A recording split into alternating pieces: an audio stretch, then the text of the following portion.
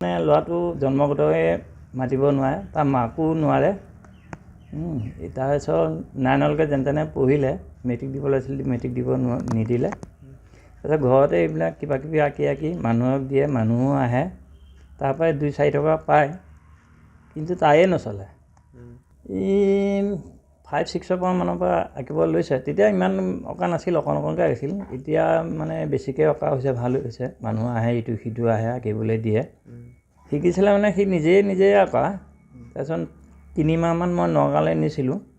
এই অহা যোৱা মানে অসুবিধাৰ কাৰণে নিনিয়া হ'লোঁ। এতিয়া ঘৰতে আছে।